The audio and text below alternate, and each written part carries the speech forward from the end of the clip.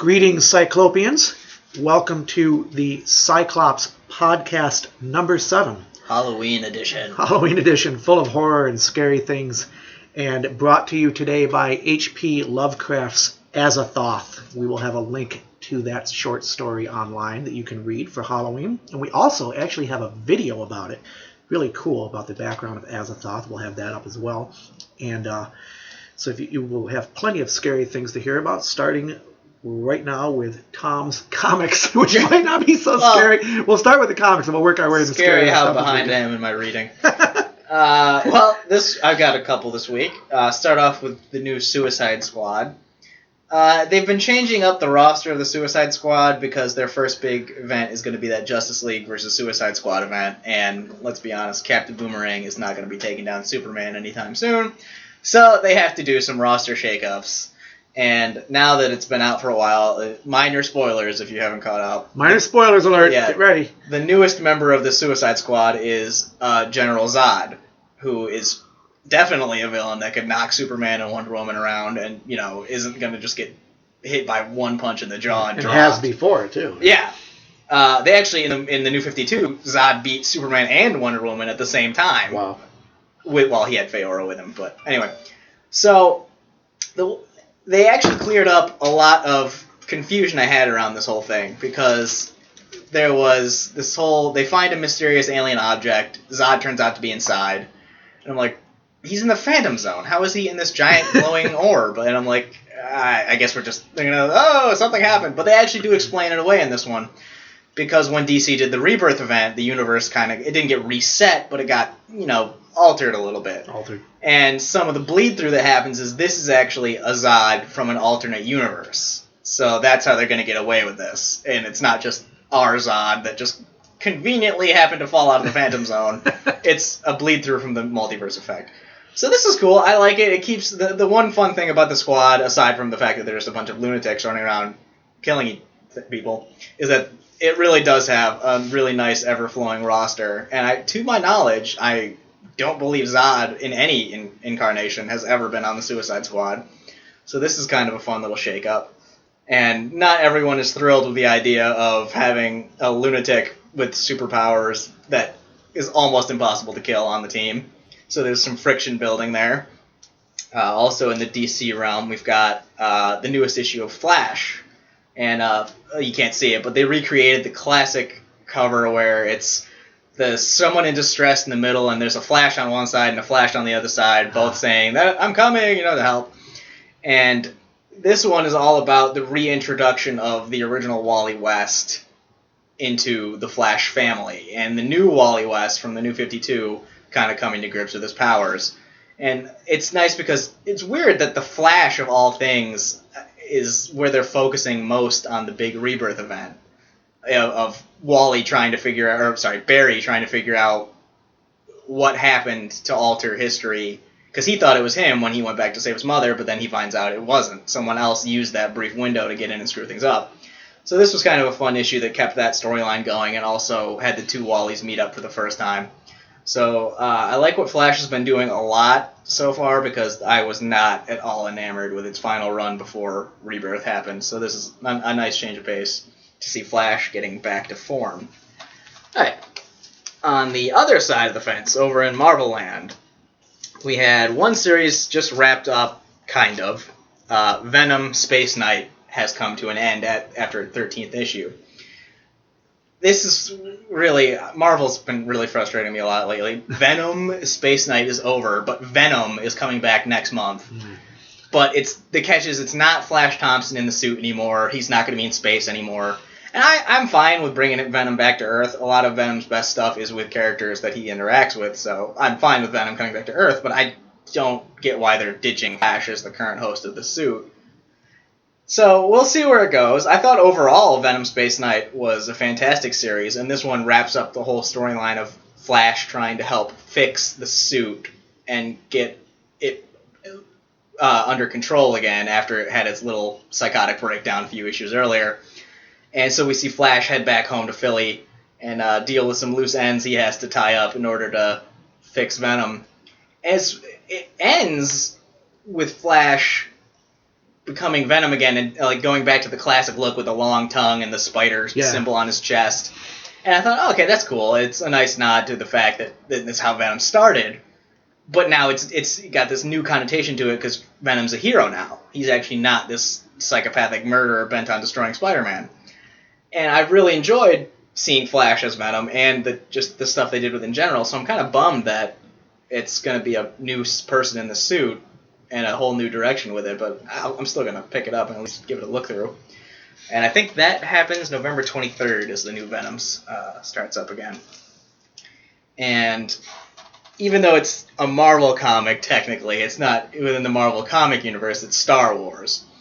I've really enjoyed, even though Disney torpedoed the extended canon when it bought it, they've been doing a pretty good job of building up fleshing out what happened in between movies and all these side stories. So I at least appreciate the fact that they're not just like, nope, none of this happened, and then they don't do anything with it. The Star Wars comic is great because it doesn't just follow Luke around. Luke's in pretty much every issue, but sometimes it'll be a Han or a Chewie or a Leia issue, and we'll get a lot of them. And the current arc is really great. They hijack a Star Destroyer, and I'm not going to tell you how they do it because it's great.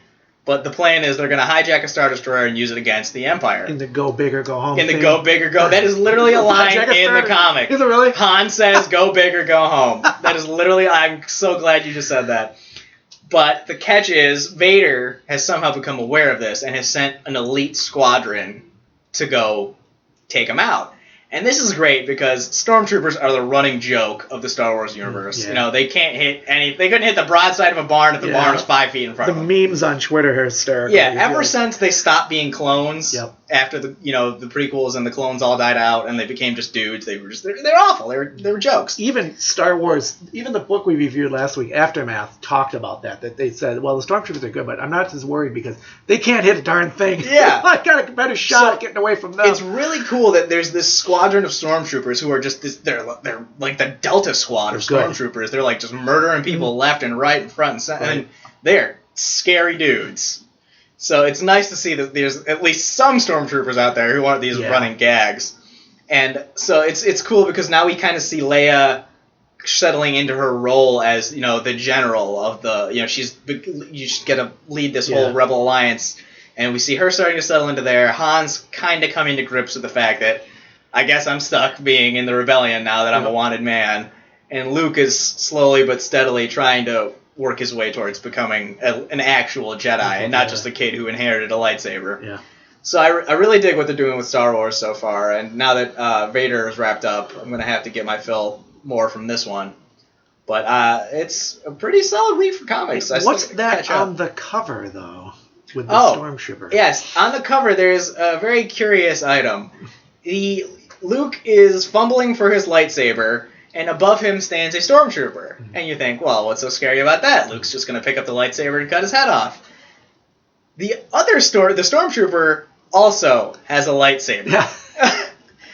And I don't want to give anything away. Don't give it away, but it's going to be cool. It's pretty cool. The stormtrooper is actually a character we've met before when he was undercover. Yeah. And that's all I'll say on that. Should be a lot of fun to see how Vader's up the game here. Vader has clearly been preparing for some contingencies.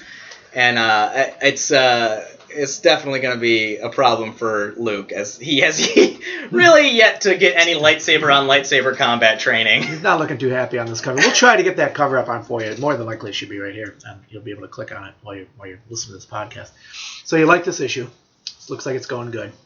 Oh yeah, a lot of the Disney Star Wars stuff has been really great. Poe Dameron's got a series that's really cool. Disney's really doing a good job with the Star Wars, and you're really thinking it's going to translate over to the movies. And I think it will. Everyone is so hyped about Doctor Strange, and I'm excited about Doctor Strange, but I just keep thinking, oh man, one more month and a half till Star Wars. Yeah. And it's so cool to see because this Rogue One anticipation is going to be unbelievable. We'll get to that in a moment, though. But is that your last comic? That is all for me for this week for comics. I've got 2 comics here.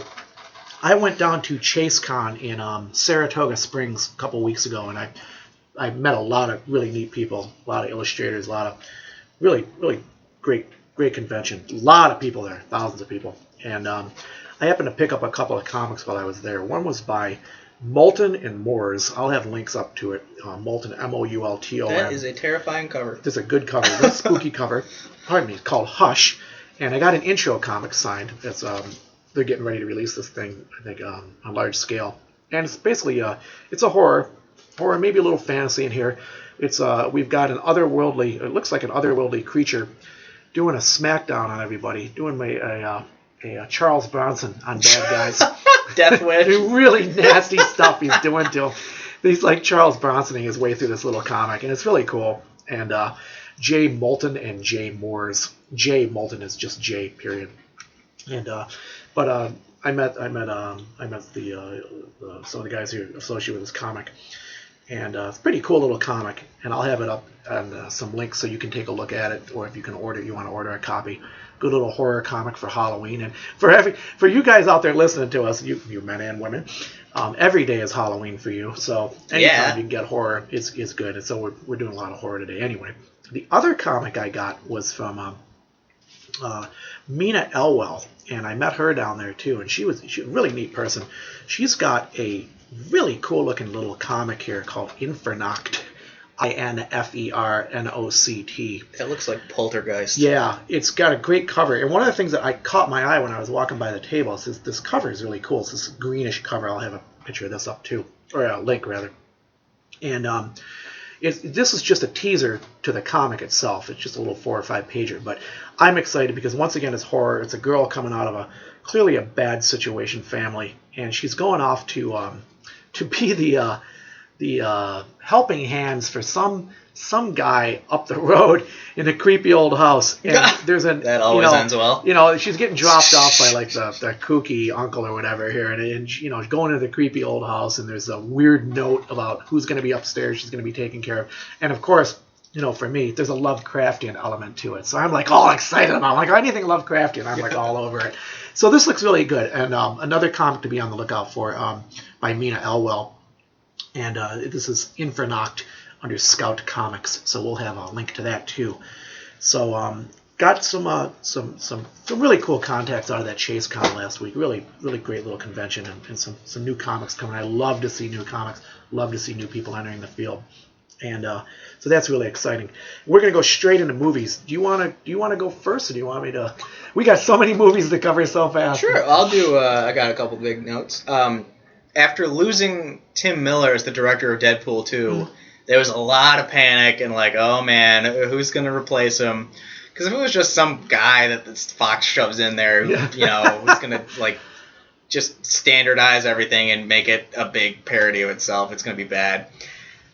There was rumors of Quentin Tarantino, and I think Tarantino would have been really interesting. I don't know if he would have been a good fit for Deadpool. It looked like it was going to be him at one point. Yeah, it was almost him. I think Tarantino is definitely open enough to do all the wacky stuff that Deadpool is about. Yeah. But I think maybe he would have Tarantinoized it a little bit, and it would have gone a little weird even for Deadpool. It's interesting you say that because I saw a lot of that online. Some people were like, well, he's going to make it Quentin Tarantino's film. And then other people were like, no, let's start a petition to get Quentin Tarantino to do it. I think it would have been a cool film to watch, but I really think he would have Quentin Tarantinoized it. And I love Tarantino's films. Yeah, nothing against his films. It's just Tarantino is best when... I don't think Tarantino's ever adapted anything. I think he's always done original films. That's his vision. Yeah. That's why they're so good. That's why he's not taking anyone's thoughts and putting them on the screen. Yeah. Everything you see with Tarantino is Tarantino. Yep. So I think, he would have tried to just do Deadpool 2 and it would have been turned out kind of bad, or he would have tried to Tarantinoize Deadpool and it would have gotten even weirder. So he's out of the running, and it's been pretty much confirmed that the guy taking over is now, I believe it's David Leitch, I think is how you pronounce his last name. Yeah, I don't know how to pronounce that either. David Leitch I was very excited to hear this, because if anyone saw John Wick with Keanu Reeves, they instantly know this guy's creds, because John Wick, great film, great story, but the action and the cinematography in John Wick is second to none. It was the best action movie of 2014, and it's one of my favorite action movies of all time. And which is great, because Deadpool, as funny and slapsticky and, like superhero-y as Deadpool was, when the action started in Deadpool, it was really cool. You had these great elaborate set pieces and, you know, all the martial arts and the gunplay. And that is right up David Leitch's wheelhouse. And I think he's going to knock it out of the park with Deadpool 2. So that's great to hear that kind of came up out of nowhere. It was like Yeah. Tarantino, bang! All David of a sudden Leitch. he's gone. Like, Yeah. what happened? You know? I think, hopefully, what happened is Fox realized that Deadpool, or that Tarantino, well, a fantastic director, might not be the best choice for Deadpool 2. We had covered it on the site. I hope we're saying this name right. We apologize. It's a pretty German name. Leitch, if I got that spelling right. Yep. Has a history. He's worked with Ryan Reynolds before, and he was a stunt coordinator on X-Men Origins Wolverine, which introduced the actor as a different version of Deadpool, blah, blah, blah. And he was in the Matrix trilogy. He did the stunts for the Matrix, too, I believe. Yeah, he's done a bunch. And here he is. Any fan of John Wick, and here Yeah. he's talking about it. So we're really interested in this. This could be a really interesting change of pace for Deadpool, a really change of events. All of a sudden, watching this movie get shuffled back and forth, who's going to do it? And now it looks like it's I think we're pretty sure it's going to be him. It's going to be David Leitch, Yeah. So. And on similar Marvel film news, Doctor Strange is coming out this Friday coming up. Yeah. And I will definitely be going that opening day. Really and I'll have a excited. review up for that. There's not too many big spoilery, no new news has really come out of it, but I think this is cool in that, you know, who would have thought 5-10 years ago Doctor Strange would be getting a humongous movie coming Doctor out. Strange. Yeah, which was always... You went to any non-comic fan Yeah. and said Doctor Strange, they would have been like, is because it a even in the band? 70s, he wasn't that big. I mean, he was big, They but he actually was did like, do a Doctor Strange movie forever ago, Yeah. and the production values are so awful, Oh, it's not God. even funny. It's like that old... like Sting and Dune. Yeah, oh god. But it's cool because he's one of those B-level, and I don't mean that in terms of how good the character is, I mean B-level in terms of like general knowledge by Right. the public. Yeah. Superheroes. And he's getting a big $165 million budget movie. And a big name. Big name. Big name. Benedict Cumberbatch is in there. You know, huge. And yeah, there's some questionable decisions they made, having Tilda Swinton play the Ancient One. But they kind of backpedal and explain why she's the Ancient One. It's not that she's always been the Ancient One. She's just one of his students who took over, and they lived for centuries. So as far as everybody knows, she's always been the Ancient One because she's been alive for like 400 years. Oh, wow. So, okay, I mean, at least they went out of the way to say she hasn't always been the Ancient One. You know, it's not like Tilda Swinton was just in Tibet since forever being the Ancient One. And I think it's cool that we're getting to see a lot of these like lesser-known characters like Baron Mordo, who's just being called Mordo, or Carl Mordo in the film by, oh my gosh, his name, I can never pronounce it. Right. Anybody who has seen the film Serenity will know him. He's the Alliance's hitman. He's been in a billion other things. He's a fantastic actor. I'm just not even going to try If you to... guys think of it, send us a text. I know his... Put it in the comments. I know will ya? what the name looks like. I just can't even begin to pronounce it because it is a very complex name. You but listeners out there, please put it in the comments yes, for everybody to see. someone Neither give me one a- of us can remember give it me right now. give me a phonetic spelling so I can pronounce it right. We'll let you do But the research. a fantastic actor, a fantastic cast. Big names. Big Yeah. names. And A lot of push on this movie. Boy, it's all a over weird the thing place. is Mads Mikkelsen Yeah, man. is getting like the biggest year ever. Yeah. He's in Doctor Strange and Star Wars in the same year. Yeah. Back-to-back months. Back to back. November, he's the villain in Doctor Strange, and in Rogue One, he's a supporting character in that. And you're like, holy crap! Yeah.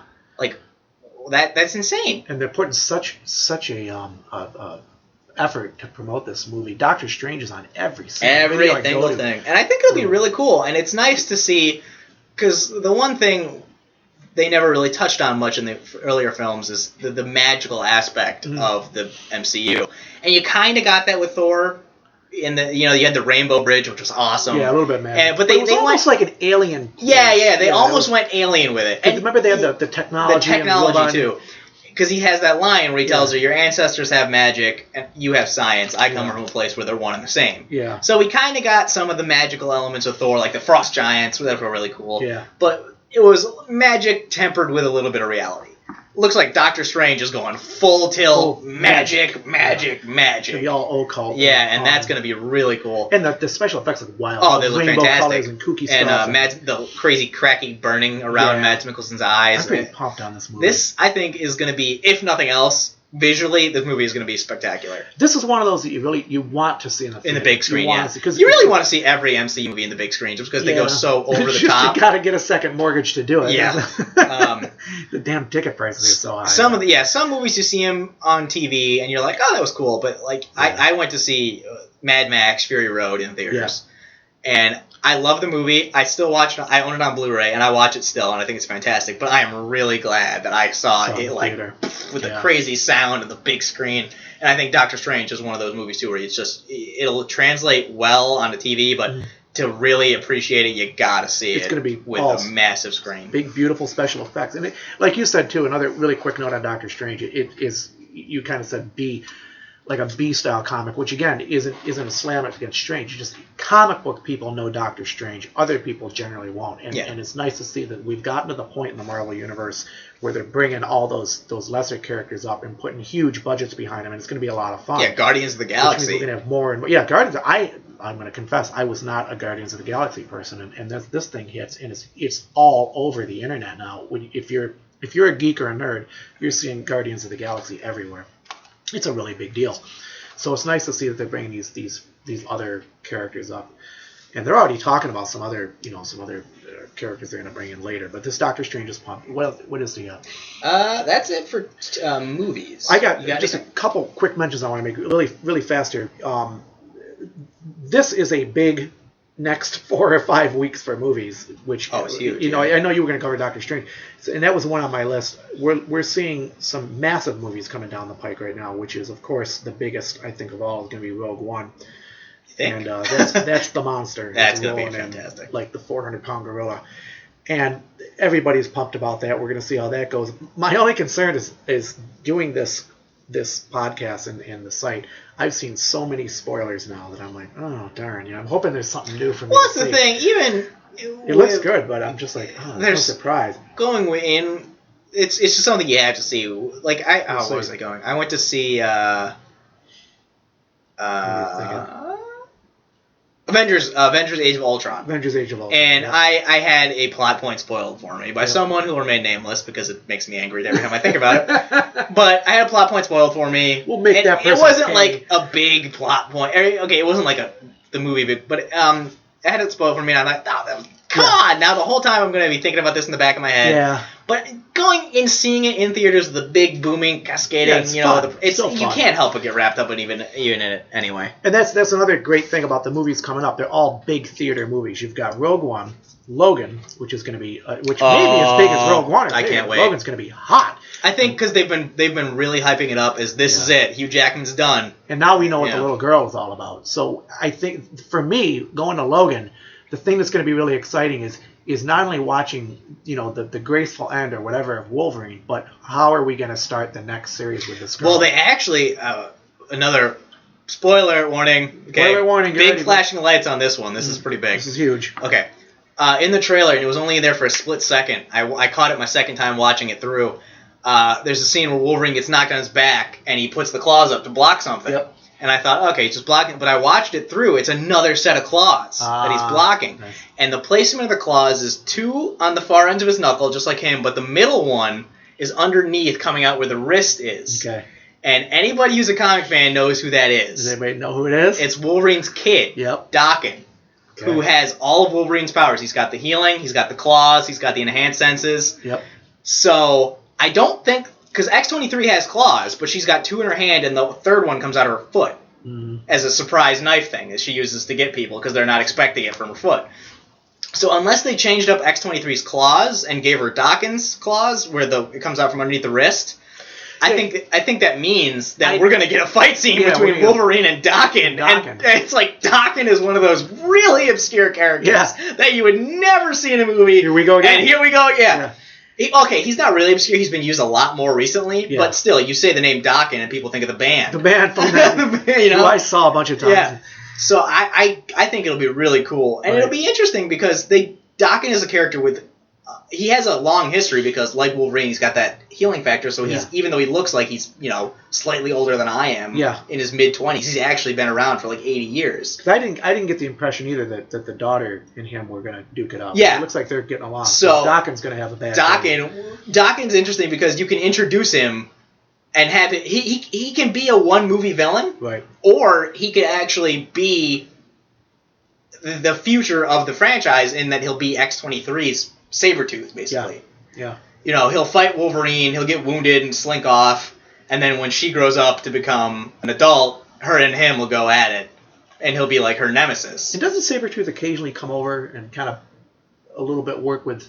Sabretooth basically has a shtick where if anybody's going to kill Wolverine, it's going to be him. Yeah. So if Wolverine's back's up against the wall and he's about to die, every now and again Sabretooth will run in and smack the other guy out of the way, and because it's his kill. Yeah. So well, we're going down a little bit of a side alley there. We don't mean to do that. But anyway, I was excited for Logan before, but now I'm like even more excited. It's funny because now we were complaining about these darn trailers that come out, but when you sit and you sit there for hours analyzing. But they did it beautifully because all you see is the hands. Yeah, the hands. So you don't know is it the girl and him just getting into like a little scuffle, or is it really Daken like coming at it? Like let us know what you think in the comments. Put it in the comments. Who do you think this is going to be? Because it's going to be pretty cool to see if everyone is right or not.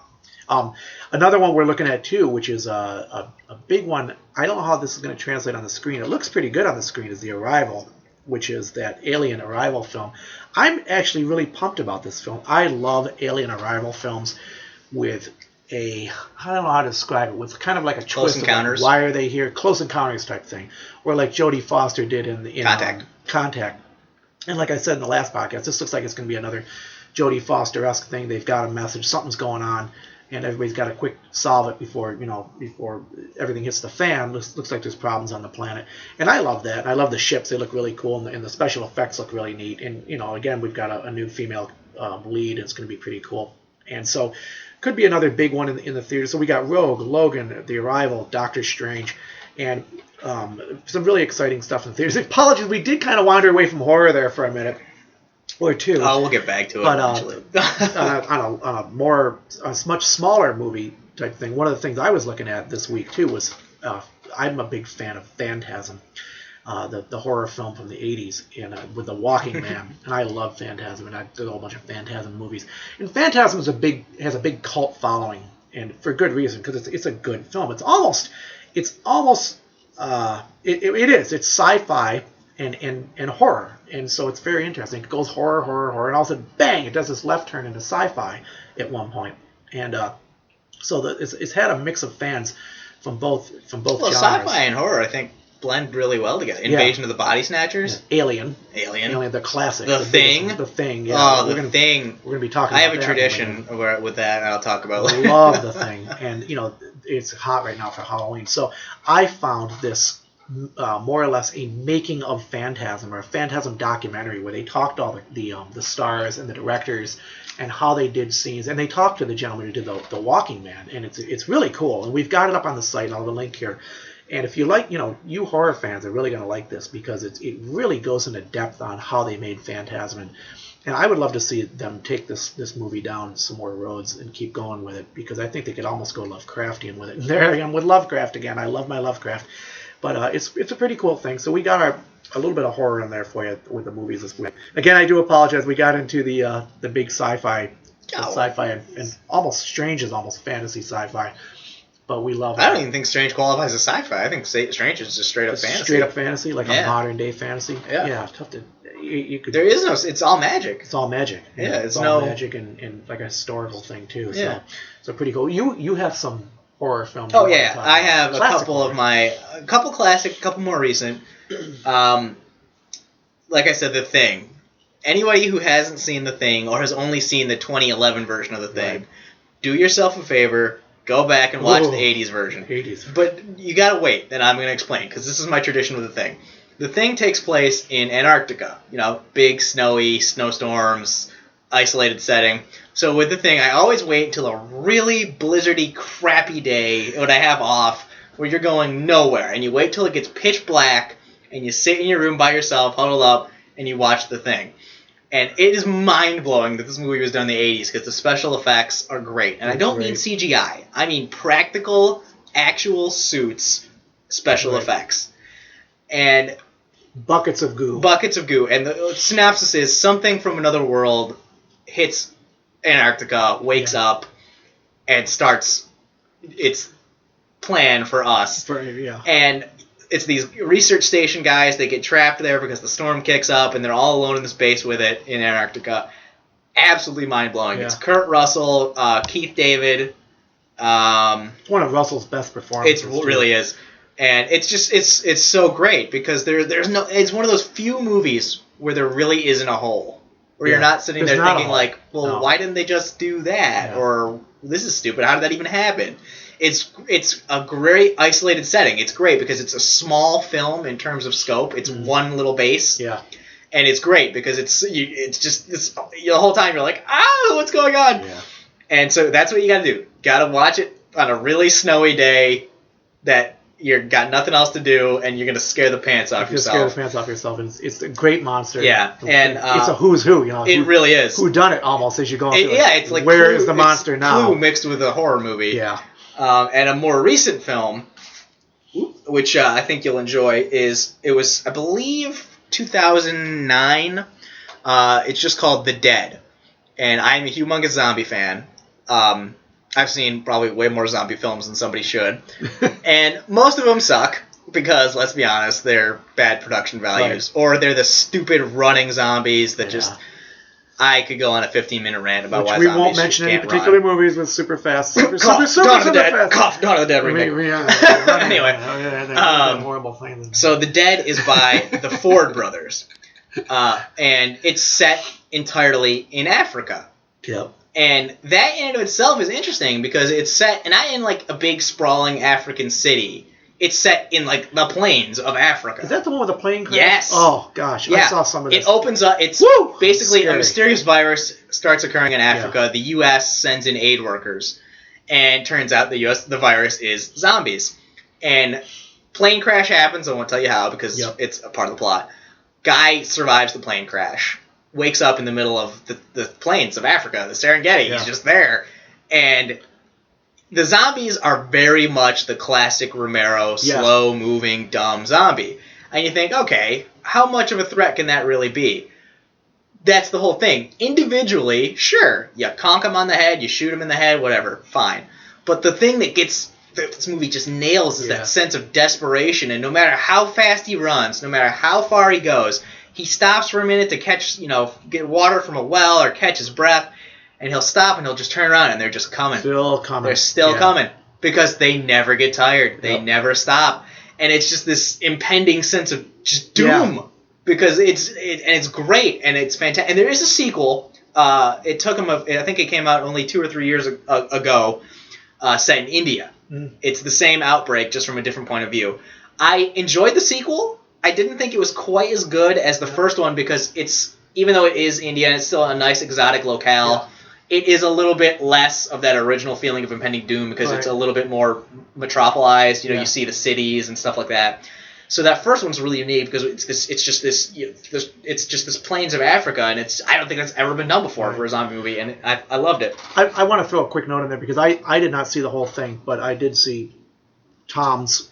Some of the Tom's DVD there, and it was really disturbing. And I just didn't have a chance to finish it because I was busy at the time. But if you're a Walking Dead fan or you're a zombie fan of any kind, you might say, well, I've got The Walking Dead, blah, blah. It's a different, believe it or not, it's actually a different style of Walking Dead. Mm-hmm. Walking Dead zombies at this point have become like kind of cool background things that are brought in when needed, and they're scary and they're fun. Yeah. But they're more fun. This thing is just like, ugh. Terrifying. Their zombies are just icky and nasty. The sequel actually has a scene in it that I can remember almost every shot of it vividly because of how badly it freaked me out. Yeah, it's a disturbing movie. It's got good zombies. Yeah. Zombies. And the cool thing is, I loved it because I really don't like movies or horror movies that go just over the top improbable gore for the sake of doing over the top improbable gore. It's a zombie movie, so by its very nature, yes, there are going to be some gory scenes in it. Right. But every time it happens, it's impactful. It's not like, oh, head exploding, blah, blah, blah, blah, blah, blah, it's just dead. It's very impactful, and it just lingers with you because it is very realistic and disturbing. It's not like buckets of blood spraying everywhere. It's It's But awful. also partly what you said. It takes place in a totally different scenario. It's almost like it's on the Serengeti. It's a little bit of jungle, a little bit of Serengeti. It's just weird. It's a weird setting. It shouldn't work, but it works. But it really works. Way better than you'd think it would. There's a scene on the beach with a crash, and somebody's laying there broken, and they're just getting close. Oh, and you're that like, one oh my is god, awful. I can't stand this. You're just waiting for it to happen. It's just you're watching the creep closer and closer, and it's awful because the main character is there. Yeah. And he's watching it, and he's trying to break open a crate to get like something. We don't want to tell you too much. And he's just like he's watching it, and he's like, okay, I can either save the guy and not get what I need in here, or I can bust this crate open and watch the dude get eaten. And the guy's like so dead. And he's like, and the best part is the guy who's broken looks at him, and he doesn't say anything, but you can just tell by the look in his face he knows you're not gonna come save me. The guy's pretty broken too, so it's probably why he's not gonna save me. And we don't want to give too much away, but do yourself a favor. You know it's gonna happen. I'm not sure if it's on Netflix. Check and see if it is. If it's not, maybe it's on Netflix, Hulu, or something. But do yourself. Buy it on DVD. Yeah, buy it on DVD. It's worth it. It's fantastic. The special features of how the making the movie are great. Right. We'll put some kind of link up to it too, because we've been talking about it for a while, and it's that good of a zombie movie. You want a good zombie? Oh yeah. There's so much crap on Netflix. There's these like Battle of New Orleans, Navy SEALs versus zombies. That's a real movie. No, what was the shark? The undead shark. Oh gosh, Sharktopus thing, and zombie sharks from the dead. They're so bad. Awful. They're so bad. It happens every time this genre catches fire. There's a jillion of them made, like a vampire movie. Zombies versus vampires. Yeah. And somehow the vampires turn into zombies. Yeah. Because although we got to cover down the road is Dead Snow. Oh yes, that's another good zombie one. flick. It's a great bad zombie flick. Dead Snow. It's funny because you want to cover Dead Snow now. I actually will. Let's do it. It's Halloween. Dead Snow. Dead Snow is Russian or German film. Germans, the Nazis. These group of kids go up to the snow cabin for a week. They're med students, and they go up for their break in between semesters to a cabin in the mountains. Yep. And they run into this creepy old guy, like you do. Always in a zombie. Always a creepy old guy. And he tells them the legend of how the Nazis occupied this section of, I believe it's bordering Germany and France. Okay. And they occupied this section, and they would they butchered, once they realized the war was over and they were screwed, they butchered the villagers, stole all the goods, and retreated into the mountains and eventually died and froze to death. And while they're in the cabin, they find part of the Nazi stash. In the cabin, buried underneath something. Yep. And so they take it out, and once they open it, the Nazi zombies wake up in the snow, and it turns into this. They have to fight the evil Nazi zombies, and it's ridiculous and funny, and it's great. And there's a sequel. Yeah. And when I found out, I was like, the first one was great, but sequelizing it, can it really be any better than the first one? And the second one definitely, because the first one got so much buzz, it got a cult following.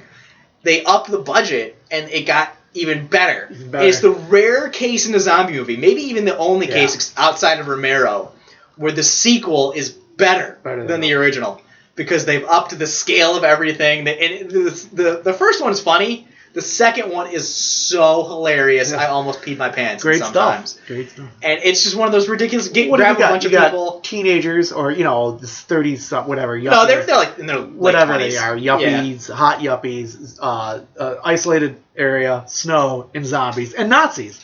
It doesn't get better than that, And you can always feel good about killing Nazis. Yeah, when they're already dead. So it's a lot of fun. It's another one for you, and it's everything on Halloween doesn't have to be absolutely terrifying. We'll cover some terrifying, but there's a little bit of scary, but mostly it's just fun funny. on Halloween too. And Dead Snow is definitely one of those films you want to check out for fun. What else have you got on there? Last one is for Halloween theming is Evil Dead. Evil Dead, and two of them here. And when I say Evil Dead, I think a lot of people jump to Evil Dead 2 and Army of Darkness, which are the two of the more famous films, and rightfully so. They're both fantastic movies, but they're more horror comedy than horror. Yeah, it's the skeletons. A little bit slapsticky. And the original Evil Dead and the 2013 movie, not funny. Yeah. They were straight up horror. The original Evil Dead movie is actually from, I think it's 87? No, It's way 87. 82? Yeah. Pretty far. It was back. actually pretty freaking scary. Pretty weird. It was weird, really weird. And that thing they did, see, they had done something I think new there with the woods, where they're zipping around. Yeah, the shot straight through the in. and yeah, that became like this series trademark. I think the only other, and ironically, the only other thing I can think of that comes to mind, or the only other thing comes to mind with that kind of a shot is Phantasm with the ball. And if you've ever seen Phantasm, you'll know what I'm talking about, the little silver ball that offs a lot of people. That kind of zipping, yeah. But that's really cool, and they did it. And so the first one, I think people forget that was not funny. It was a straight up horror movie. Yeah.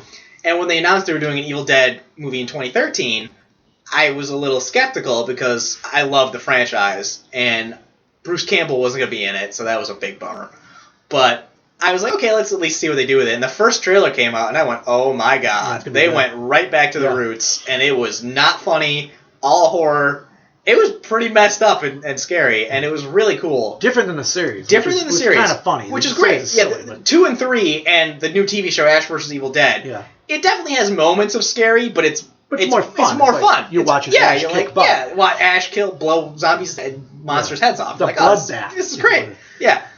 But if you haven't seen the original and you haven't seen the 2013 movie and you've only seen 2 and Army of Darkness, check them out because it's a lot different tonally than Evil Dead 2 and Army of Darkness and Ash vs. Evil Dead.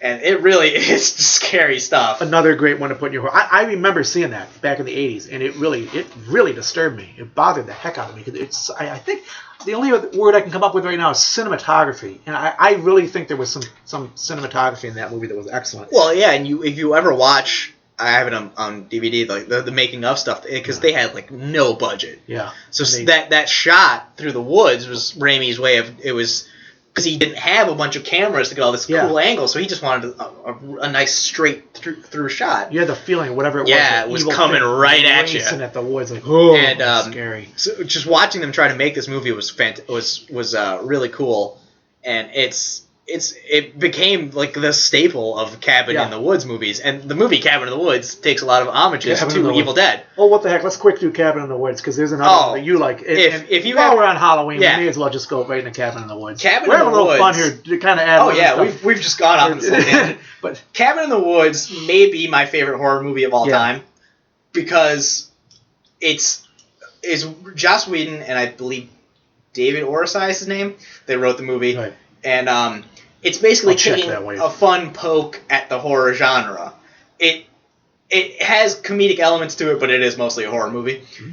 And it's kind of like explaining like every dumb thing you've ever seen a teenager do, or every like way that like the killer's just magically there. And it compresses it into a single movie, and it's great because if you're a lifelong fan of the horror franchise, you're like, I know what they're referencing there, and that's so cool, and that explains that, and it's just a really fun look at the horror franchise in general, but then it's actually got its really own cool storyline to tell, and it's funny because the cast is mostly, good-looking teenagers who are just a bunch of good-looking teenagers.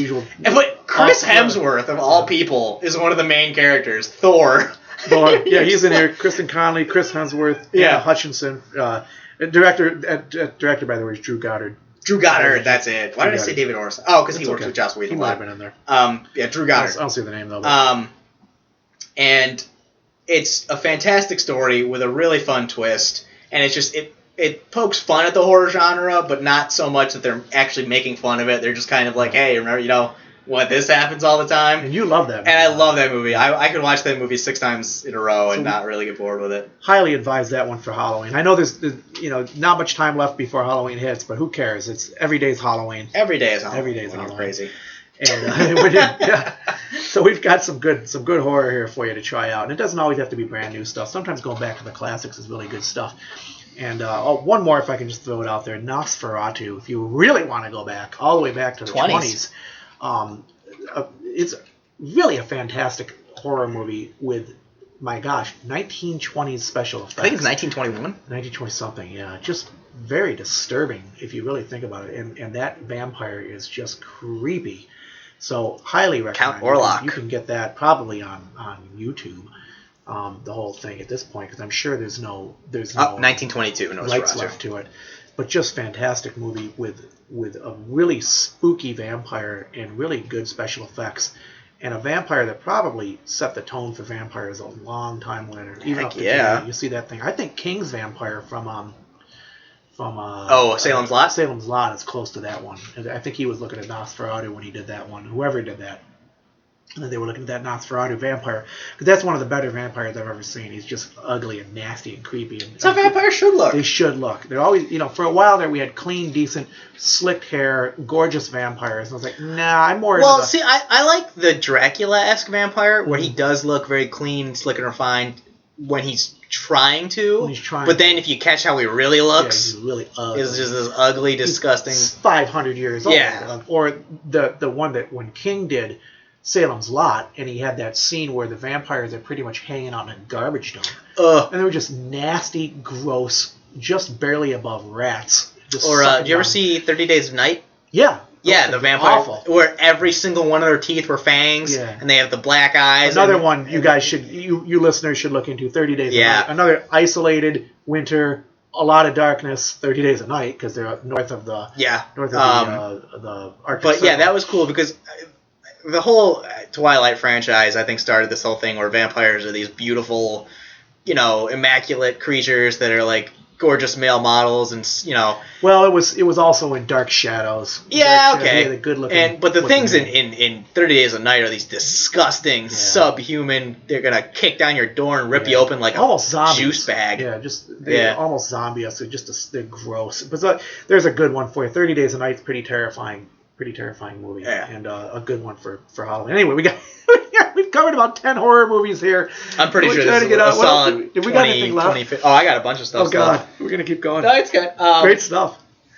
All right, out of the horror realm for a little bit, into more current stuff. I did my weekly DC TV viewing of Arrow, Flash, Legends of Tomorrow. So we'll start. By the way, we'll be back to horror in a minute. Eh? Yeah. Legends of Tomorrow. Yep. The season 2 is definitely starting off much stronger than season 1. Good. Season 1 was a little shaky till they hit the halfway point, and then it got really good. Season 2 is right out of the gate. I love it. The new character they've introduced, who turns out to be Citizen Steel, who is another one of those obscure characters you never thought you'd see on TV or anything, is now a main cast member of Legends of Tomorrow. He's finally developed his powers where he can basically turn his skin metal, kind of like Colossus from X-Men. Yeah. Or from Deadpool. And it's fun because Legends of Tomorrow, the cast is fantastic. Now that they've gotten that first season of building a rapport with each other, everybody bounces off each other so well, and the 2 new cast members really fit in perfectly. And Dominic Purcell as Heatwave, though, continues to just steal that show because he is the funniest thing ever because he's not trying to be funny, and it's perfect. They continuing the storyline of Rip the original captain has gone missing. They don't know what happened to him, so they're just trying to carry on in his name and protect history from being altered. And this episode takes place in feudal Japan, which is cool, because the first 2 episodes take place in 1942. And this one is nice. It's always nice when they kind of break out of the modern setting and go really time travel-y with it. And like last year's episode they did in the Old West, this is kind of similar in theme. And everybody gets their moments. And that's what Legends, I think, is better at doing than the other 2 DC shows, is balancing everybody. Yeah. Arrow and Flash will balance most people, but there's always those 1 or 2 characters that just don't really feel like they're doing much in a certain episode. But Legends, everybody had something going on. Martin Stein and Jax, even though they weren't with them in Japan, had their own little thing on the ship. Sarah is coming to terms with being the new captain now that Rip's gone. Steele's fitting in to developing superpowers for the first time. So everybody had something going on in this episode. It didn't feel like, well, why are you even here? So everybody had something going on. A little bit of it was just kind of whatever. They had to cram everything into 1 episode. But overall, Legends of Season 2 is off to a great start. On to Flash. Flash continues to be... it's my favorite DC show still. Legends is catching up to it, but Flash is still my favorite. Earth 2 versions of Harrison Wells and his daughter had come back because she had developed powers like the Flash. Mm-hmm. So he was back for 2 episodes. And Tom Cavanaugh, the running gag, I think, is he is never going to be playing the same version of Harrison Wells ever. Because at the end of the episode, Harrison Wells says he's going back to Earth 2. So he doesn't want to leave the team without a Harrison Wells to help them. So they send a message out into the multiverse that only he would be smart enough to solve. Or at least a version of him would be smart enough to solve. So they go through like a Rolodex of Harrison Wells to solve it. So it's kind of funny. One's like a cowboy from like an Old West world and like a mime. And it's just these wacky things. And so at the end of the episode, new Harrison Wells. This is what's cool about Flash is they can stick that little bit of humor in. Yeah, Flash is great. Out of nowhere, they just drop those little bombs. You're like, oh, this is hysterical. And yet it still works. You know? And so they at the end of the episode, the Earth 2 Wells goes home and the new one shows up and takes its place. And they've already hinting that this version of Wells has ulterior motives for showing up. Again. It's like, really? He's the bad guy again? But anyway, I love Tom Cavanaugh, and that's the great thing is, even though it's like he's really just playing a different version of the same character every time, each version is different. Season 1, he's the sinister, manipulative bad guy. Yeah. Season 2, he's the dark, tortured, really deep down a good guy, but he's being forced into a bad situation. And this version of Wells is like making jokes and pop culture references, and totally different. So he's just really versatile as an actor. And the newest episode also focused on a villain I'd been wanting to see since season 1, Mirror Master, who's part of anyone who's a Flash Comics fan. He knows he's part of the Rogues, who are some of Flash's principal villains. And they'd introduced, Captain Cold, Heatwave, Golden Glider, and Weather Wizard, who were the other 4 primary members. But no Mirror Master. And I'm not sure if it was just a timing thing or they couldn't figure out how to make it work. But Mirror Master shows up in this episode. And it leads to some fun visual of like battles with Flash. Because he can jump through any reflective surface. Right. So that, it leads to some really cool stuff. I do hope he's not just a one-note villain, and this was like he's like the villain of the week, because the Rogues really should become a thing on Flash TV, and I think they've all been introduced now, so why not? I'll bet they bring them back. I'm sure they will at some point. Yeah, I mean they'll probably do more and more with them. They seem to be pretty receptive to the fans' requests. Yeah, Flash and the other shows are pretty good about that. So it was a fun episode watching Barry try to teach Jesse how to use her powers. Yeah. Wells come to grips with the fact that he's going to leave and he doesn't want, them to be on their own. And the nice thing is, Caitlin Snow has been, I think, criminally underused ever since season 1. Mm-hmm. She's always kind of there when it's convenient, and she'll come, she'll help, but she does feel like the character with the least to do, and that's not fair because she's a great actress and the character really does have some interesting moments. So season 3 hit, and the first episode happened. And she was barely in it, and I'm like, really? We're just gonna again with Caitlin getting nothing to do. And at the end of episode 1, at the end of episode 1, after Barry is starting to realize all the changes he's made, they drop this bombshell about Caitlin that she's actually probably the character that's gotten the most change out of Flashpoint. Got it. And they were 4 episodes deep, so I don't think this is a spoiler. But just in case you haven't watched any season 3 yet, spoiler coming. Spoiler alert. Caitlin Snow in DC Comics is the alias of Killer Frost, is who she becomes. And they did in Earth 2, her doppelganger had the Killer Frost powers and was a villain and all this stuff. And so it was kind of fun to see her play Killer Frost. But in the mainstream, where most of the story takes place, no powers.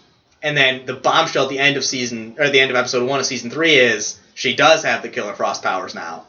And so this is going to be cool to watch her slowly develop and try to deal with that on her own. Cool.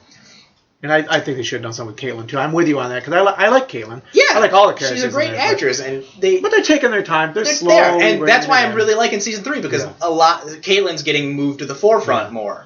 And it's nice to see her do more than just come up with a scientific thing to help Barry defeat the bad guy. They're going into some depth on this show. And the last DC show on the block is Arrow's season 5 now. Okay. And like I said, Arrow has, after that nosedive that was season 3 and 4, Arrow, it really is course correcting. Mm-hmm. It's definitely gone back to its street roots. It's, Oliver versus thugs again. Yeah. And it definitely feels better than 3 and 4 did. And it's introduced some interesting new plot lines. Like, there's a new villain who's going around, Prometheus, and we don't know who he is or why he hates the Green Arrow, but he really wants to be the one who kills Oliver. Kill them, yeah. And one villain, the other villain of the season, Tobias Church, almost gets him. He almost gets Oliver on his own, and at the end of the episode, Prometheus shows up, kicks the crap out of him, and says, "You stay away from Green Arrow, he's mine." And so and Prometheus is completely masked, so we have no idea who he is. I'm interested. I definitely want to know who he is. And Oliver, in the meantime, is building up a new team of vigilantes to help him in his work. We're seeing Curtis, Mr. Terrific from the comics, start to come in. Wild Dog, who's a crazy obscure... Holy moly, God. Star Wars! Star Wars just exploded here. I can't make it stop. Sorry, folks. You're funny. Right in the middle of the podcast, we got Star Wars music. More fitting than not. Wild Dog, who's a crazy obscure DC character. Artemis and Ragman, who's another really obscure character. Okay. And it's cool because all these characters fit within the theme of Arrow. Ragman has powers, per se, but they're not like these crazy, he's flying and shooting laser beams powers. They're pretty cool.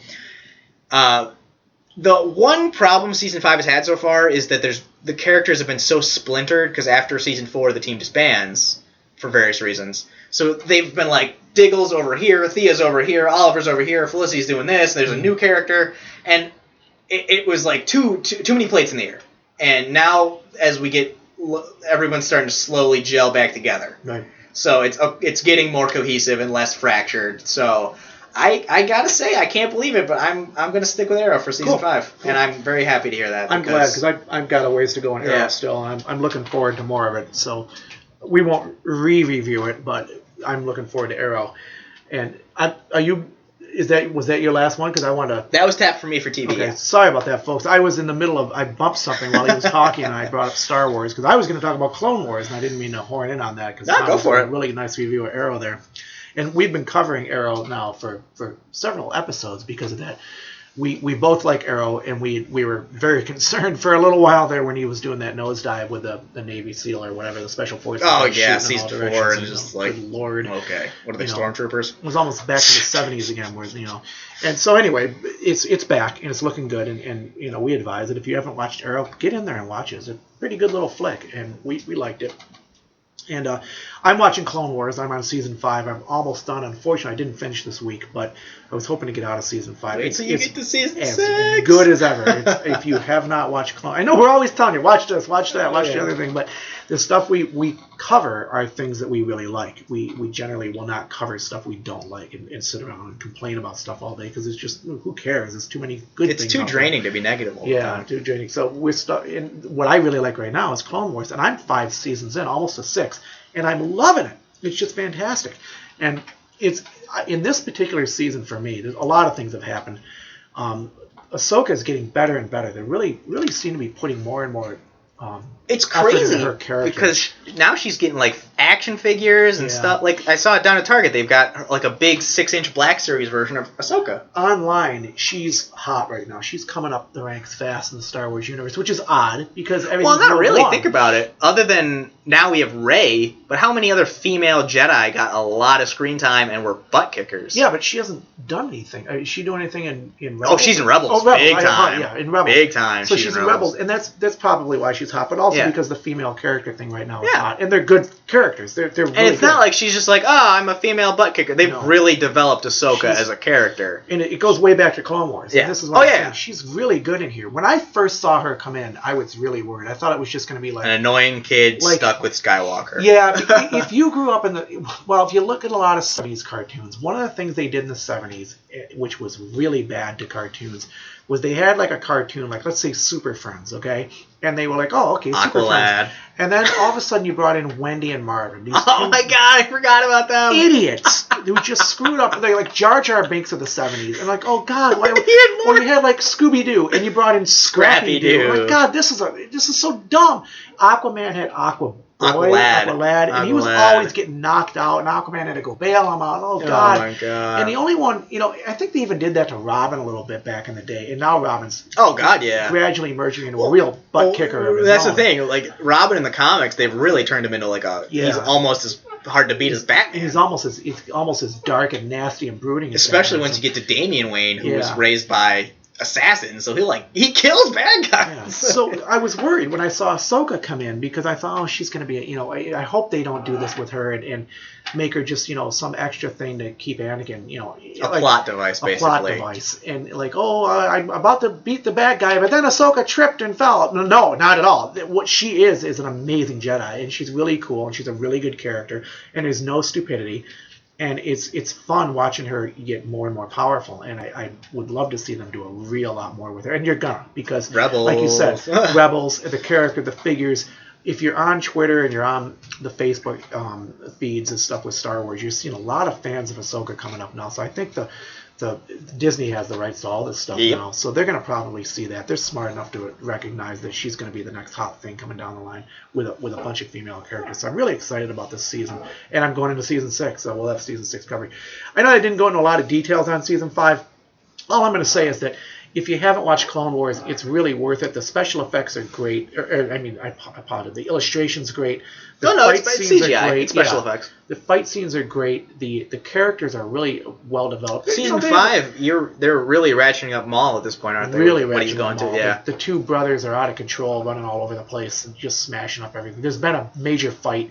Kenobi ratchets up here. Kenobi gets really nasty. This the second they brought Maul back, you're like, when are these two finally going to run into each other again? Yeah, they've got a real... The two of them, Maul has it in for Kenobi, and so Maul's brother's tagging along, and he's like this big monster of a dude.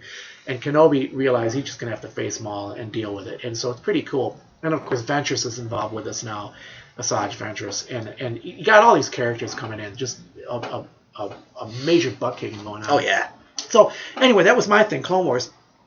And last but not least, I'm just going to throw one. Oh, God, I hope I just didn't turn this on again. I saw it coming up. No, you're good. I got one book I want to throw out there, which is by Kevin Lucia. I had covered one of his books previously. I had actually more than one I was reading. And I had previously covered Hiram Grange. It was a Lovecraftian type tale written by this character Hiram Grange, and Kevin Lucia wrote one of the stories in the series, and his was really good, and it was Hiram Grange going after a particular Lovecraftian creature or a Lovecraftian setting. And here's one Kevin Lucia did of his own. It's all his own stuff. It's called Things Slip Through. Ooh, great title. It is cool, and it's very dark, very scary, and really. And one of the things kind of cool about Lucia is he takes his own hometown area. I think he's from. Oh gosh, I'm gonna say right around the Utica area, somewhere in there. And he mentions Syracuse and Utica and all that area, and he talks a lot about it. He does like what King does with his own area. He's about Maine. But in this one, Lucia has a really good skill at doing imagery and creepy stuff around his town, which if you know upstate New York or mid-state New York, some areas are kind of creepy. Some of those little towns are kind of odd. And Lucia going up there. Yeah. Why? What's up there? No wonder you've gotten into horror. But Lucia does a really good job with this. This Things Slip Through book reminds me of when I read Ray Bradbury's The Illustrated Man. And The Illustrated Man is a main story built by a whole bunch of short stories. So either you could say there's a whole bunch of short stories that make a main story, or a main story that's built up by a whole bunch of short stories. And that's what this is. There's a main storyline going on in this town, and it involves a certain area of the town. And there's been a lot of disappearances and crazy stuff and weird murders and stuff. And we find from each story how each one of these things are happening or how they aren't happening. We're really not sure. And so we're working our way towards the end of this book. And like, what in heaven's name is going on in this town? And of course, at one point they mention they even try to get help from Miskatonic University, and they can't. They won't talk about it either. So there's something really awful going on. So check out Things Slip Through by Kevin Lucia, Kevinlucia. I'll have a link to it on the site. I might have to read that. That sounds pretty good. My scary book for the week. And well, I don't have any books, but I got some for me to cap off. I have some video games. Video games. big one is I got Titanfall 2 Friday, and I will be throwing up a printed review on the website. I'm going to do a video on it a little bit too. But Titanfall 2 by Respawn, I think it's just Respawn Entertainment, is a mind-blowingly good shooter game. Respawn, for those who don't know, is made up of the original Infinity Ward studio. They did Modern Warfare 1 and Modern Warfare 2 for Call of Duty. And after some problems Modern Warfare 2 encountered, they got, most of the studio was fired. And they formed Respawn on their own. And their first game that they came up with since then was the original Titanfall. And I never played the original Titanfall because at the time I didn't have an Xbox One. Okay. But it was a pretty popular game, and I saw trailers for it, and I thought, oh, that looks pretty cool. But I had just a PlayStation 4 at the time, so I couldn't get it. When they announced they were doing a second one, I had an Xbox at this point, so I said, I'll definitely get that when it comes out. But it's multi-platform, so it's on Xbox and PlayStation and PC. But I have it on the Xbox. And I cannot believe how good this game is. It feels like a classic, really fun arcadey shooter experience. It's just this mind-blowing thing where you get these giant robots and you're fighting to the death, and the running on the walls and the grapple hooks, and there's all these crazy classes. And they added a single-player campaign this time around. So they didn't have one in the first game, as kind of as a tutorial basically on the game mechanics. Cool. Graphically, the game is mind-blowingly beautiful. Yeah, you see images all over the internet, Twitter. The map design is great. Every class in the game has its moments to shine on any given map. Right. And it's great that things feel that balanced, where if you're playing a sniper in Call of Duty, there are some maps on Call of Duty where snipers are just not going to do anything, or Battlefield, well, less so in Battlefield because they're better about level design. But there's some maps where you just know this particular class is going to do nothing for me on this thing around. In Titanfall, I've never felt like that. I felt I could play any of the classes and do pretty good on any map that they have. And there's a big variety of game modes. And there's even one where you're not even using Titans. It's just you as the pilots going around, and it's really fun. And I was very astonished by how good this game was, how solid it feels at launch. There's not really any glaring bug issues or anything. Great. And as a plus, which is shocking considering this game is made by EA of all things, they've pretty much said that all post-game DLC is going to be free. Oh, great. It's becoming a weird trend, even among big studios, to do free DLC. And I'm not complaining. I don't have the money to shell out money every time. But I highly recommend anyone who's a fan of shooters checking it out. It's great gameplay, great visually. It's a great time. I play it with my cousin all the time, where it's just mind-blowingly fun. Once we finish this podcast, that's actually what I'm going to go do, is go play more Titanfall. And it's funny, I just read a review of Titanfall somewhere today. It escapes me, but they were talking about how they love each individual Titan. Yeah, the funny thing is there's only 6 Titans to start with, maybe more when DLC comes out. But each Titan really feels unique. It's not like, I'm playing just Giant Robot A, Giant Robot B, Giant Robot C. No, each Titan is unique. It does different things, and it really affects how you play the game. Yeah. And it's fantastic. There's high rave reviews on this thing all over the place, and lots of imagery. And I think we even had we're going to have some. I'll throw up some videos of it. We'll have some video very shortly. I always get a little nervous when things get universal rave reviews, because you're worried they're getting paid off. They're getting paid off. Like Call of Duty always gets fantastic reviews, and Call of Duty, I'm sorry if you're a fan, it sucks. the past 3 or 4 games for Call of Duty have been terrible. Yeah. I haven't even played the past 3. The last one I played was Ghosts, and it was so bad I never played the franchise since. That's too bad. But yet every year the game comes out and it gets 8.5s, 9s, well, the same 9.5s. thing with the movies. This whole summer, one of the things, and I don't want to get on too much of a tirade about this, but if you were watching any of the movie reviews this summer, which how could you miss it if you were staying true to the sci-fi geek or fantasy geek news or horror geek news, it was just these rave reviews about this movie. It was going to be the greatest thing ever, and it just sucked. And the people knew it, and it bombed. And it didn't make, and I think they did it too much. So I wish they'd go back and cut it out. Just stop trying to trick people. Because what happens is you tell them it's great, and they go to the theater or they play the game, and then the word gets out it sucks, and you've just poisoned the franchise. You've poisoned the well. And But this is one of the few games I can honestly say where I've seen, like, most people are giving it 9s and 8s and 8.5s. I think the lowest I've seen was a 7. But it really does live up to the hype. Surprisingly, this game does not disappoint. And it's a solid second outing. And Respawn listened to the criticism of the first game. There's no campaign. Some of the game mechanics didn't work as what they thought they would. So this second time around, they added the campaign, they tweaked the game mechanics, they added more stuff, and they delivered a better second package, that's all you can really ask of a game developer. Is no game developer is going to make a game perfect the first time around. There's always going to be mistakes, there's going to be hiccups, especially when you're starting a new franchise in a new studio.